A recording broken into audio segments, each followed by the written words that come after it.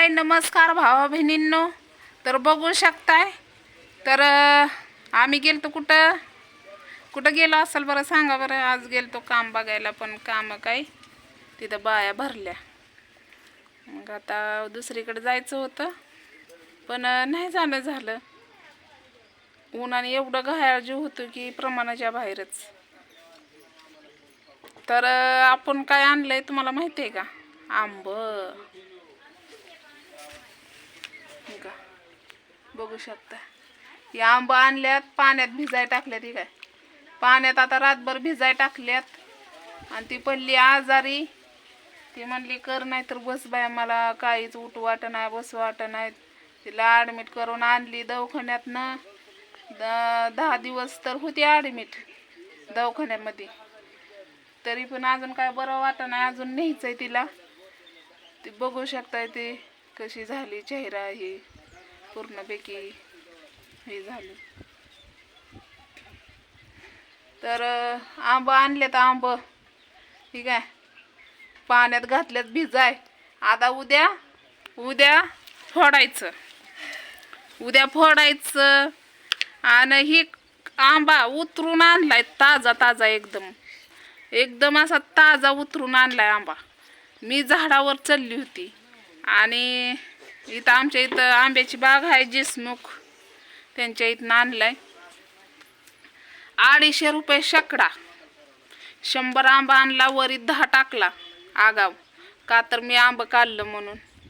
तर आणलेत आता आंब. आता याला लय वेज बाळात पण याला उद्या काढायचा पाण्यातनं, त्याला पुसायचा, त्याचं परत ही काढायचं, परत याला कापायचं. हाते हाय की लाकूड बी हाय. आता त्याला धुवावं लागन, लय कुजलंय.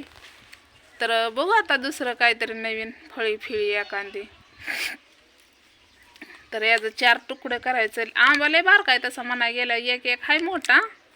हे काय असा आंबा पाहिजे का नाही मोठा एवढा. याच्या 4 मोठ्या फुड्या होत्यात आणि ही बघा केवढीच आहे. ह्याच्या बी 4च करायचे. आता काय करायचं.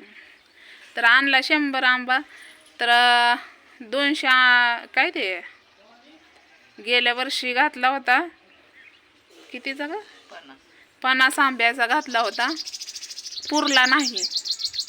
पुरलाच नाही. म्हणजे इकडं तिकडं आपल्याला द्यायला लागतोय की वानवळा केलं का त्यांना माहिती असतंय. आमच्यात असतंच. आणि कसं आहे गावाकडं म्हणलं तर लोणचं करतात आवर्जून, पापड लोणचं. मग वर्षभर आंबा. आता डेरा आहे, त्या डेराला काय करायचं, गेल्या वर्षीचा आहे त्याला घासायचा, पालता घालायचा. तर उद्या तुम्हाला दाखवीनच मी. नाही ही हेड उद्या पडन. पण कसं आहे माहिती आहे का, म्हणलं तुम्हाला हर गोष्ट आपण सांगतो, शेअर करतो. ते सगळ्या गोष्टी आपण तुम्हाला सांगायला पाहिजे. काही जण खच्चीकरण लय करतात, पण त्यांच्याकडे मी त्यांच्या तर याच्यावर चालायचं म्हणलं तर आपल्याला जेवायला सुद्धा महाग पडेल आपण. त्यामुळं का नाही कुत्री भुकणारी ना तर त्यांना तसंच भुकू द्या. ले म्हणजे लय असं खेचण्याचा प्रयत्न करतात. पण कसं आहे तुम्ही जेवढं खेचता का नाही तेवढी आमची प्रगती होते. एवढं विसरू नका तुम्ही. मग आता तुम्हीच आमची प्रगती करता म्हणल्यावर तुम्ही आमचे दुश्मन कसा असू शकताय? बरोबर आहे का नाही? तुम्ही बोलता, वाईट कमेंट करता, त्या वाईट कमेंटमुळं जास्त लोक बघायला इंटरेस्ट घेतात आणि ती मग जास्तच माझा हे होतंय. त्यामुळं का नाही मी जास्त लक्ष देणार नाही. आता तुम्हाला बोलायचंय बिंदास बोला, पण ज्या वेळेस तुम्ही अशा काही गोष्टी बोलचाल त्यावेळेस गप कोणच बसत नाही. हे तुम्हाला पण माहिती आहे. आजचा हेडो तुम्ही बघितलाच असन. आणि तुम्ही म्हणताल ताई तुझा चेहरा का सुकला. माझा चेहरा असा सुकला की माझी दाढ सुजली. तर लय दुखती, सुजलंय पण हे बघू शकताय किती सुजलंय. हो का बोलू पण वाटत नाही.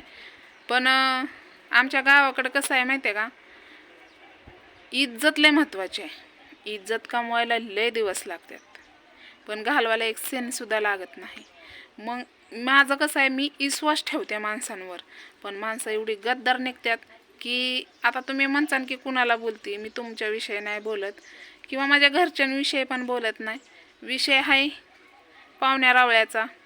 आता पाहुणे कोण हे तुम्हाला सांगायची गरज नाही लागणार, म्हणजे सांगणं मला योग्य वाटत नाही. करतात आहेत पाहुणे रावळी, पण विश्वास ही एकदा ना घात केला ना तर माणूस परत दूधसुद्धा ताकसुद्धा फुंकून पितं. तर वेळ आली तर सगळ्याच गोष्टी कराव्या लागते त्या सगळ्या, म्हणजे सगळ्यात. कुणी सांगितलं 10 रुपयाचं इथं काम 10 रुपये देतो एवढं कर, तेवढं करावंच लागतं. का तर लेकरं आहेत, त्या लेकरांसाठी मी काय केलं हे तुम्हाला माहीत नाही. कारण मी आजपर्यंत एवढं कष्टच करत आली, कष्टच. मी माझ्या जीवाकडं कधीच बघितलं नाही. कोणची गोष्ट मला आवडली आणि ती मी आणली कधीच नाही.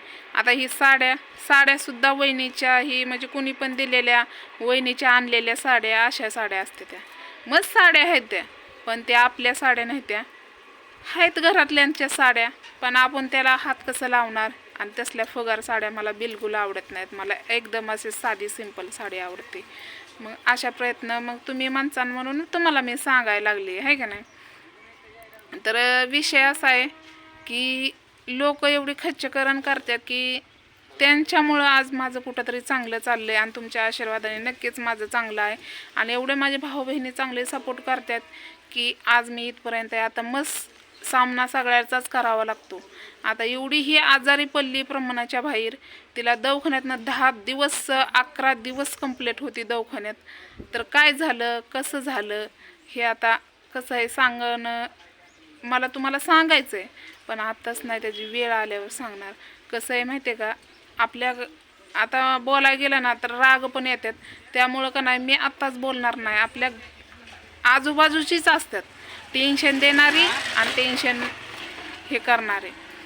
त्यामुळं का नाही, पण लोकांना कसं वाटतं प्रत्येक शब्द आपलाच खरा असतो. असं काय नसतं. खरं आपल्या तोंडातनं पण असतं, पण दुसऱ्यांचं पण काही खोटं बोलू नये माणसांनी.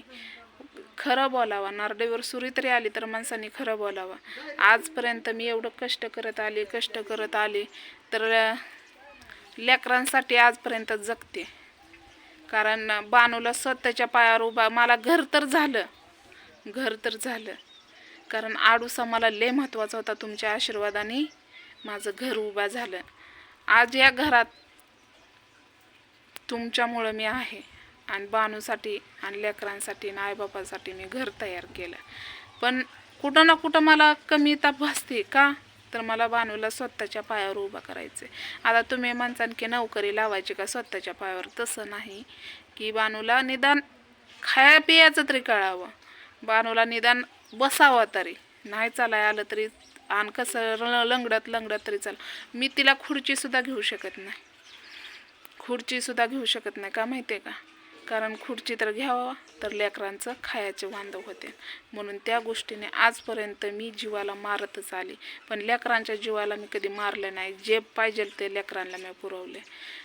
आता दीक्षाचा आला विषय, तर दीक्षा तर काही इथं नसती. आता एक सुट्ट्या लागल्या म्हणून दीक्षा इथं आहे.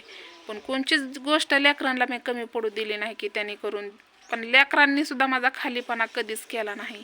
आता तुम्ही माणसानं दुसरं कोण, तर दीक्षाच. आता दीक्षावरच अनुभव आहे सगळं. दीक्षाने आजपर्यंत घरामध्ये सगळ्या गोष्टी हँडल करते.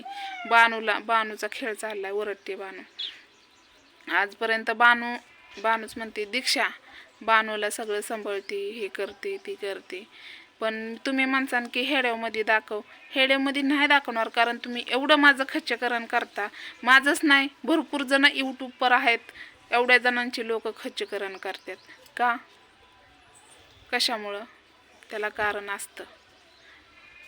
कारण तर काय असतं की आम्ही लेकरांसाठी आणि घरासाठी आणि पोटा पाण्यासाठी आम्ही यूट्यूबवर आहेत. आम्ही आज सोशल मीडियावर आहे म्हणून आम्हाला काही इज्जत नाही का, इज्जत ही सगळ्यालाच असते.